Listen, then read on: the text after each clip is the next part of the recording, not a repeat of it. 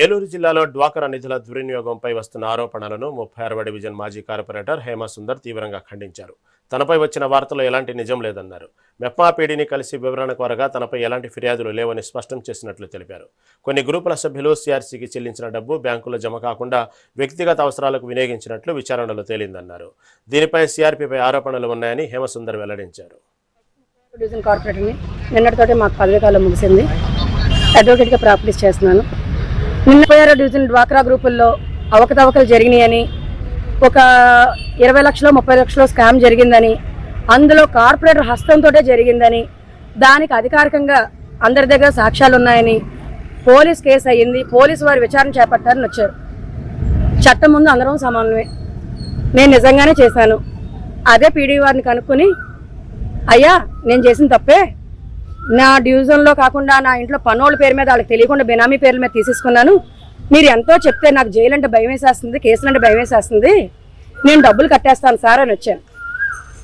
అసలు అప్పుడు అన్నారు, మేడం అసలు మీ పేరు మీద కానీ కంప్లైంట్ ఎవరూ ఇవ్వలేదు, మీ ఇంట్లో పనోళ్ళ మీద మీరు బెనామీలు పెట్టి తీసుకున్నారని వాళ్ళకి తెలియకుండా తీసుకున్నారని కానీ ఎక్కడా మాకు కంప్లైంట్ రాలేదు, మేము ఎవరికి చెప్పలేదు అన్నారు. గ్రూపులు అనొద్దు, ఏ గ్రూప్ జరిగిందో ఆ గ్రూప్ పేరు చెప్పండి, మేము సార్ట్అవుట్ చేసుకుంటాం అన్నా. ఏ గ్రూపులను అవకతవకలు జరగలేదండి.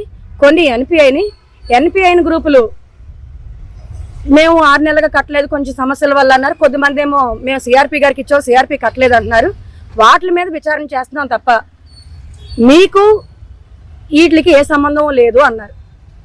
మేము దాన్ని రిప్రజెంటేషన్ చేసి ఆయనకి లెటర్ ఇచ్చాం. ఆయన లెటర్ తీసుకుని స్టాంప్ వేసి ఇచ్చారు. సో 36వ డివిజన్లో ఏ గ్రూపుల్లో అవకతవకలు జరిగాయో ఆర్టీఐ ద్వారా అడుగుతాను. అలాగే 36వ డివిజన్లో కార్పొరేటర్ ఎవరి పేరు మీద వాళ్ళకి తెలియకుండా తీసుకుందో తెలియజేయాలని కోరుకుంటున్నాను. మీడియా వార్తాపత్రికలో పత్రికలు వచ్చిన వార్తకు అనుసరించి మేము విషయం ఏంటనేది గుర్తించడానికి ప్రస్తుతం రికార్డులు తెప్పించి పరిశీలిస్తున్నాము.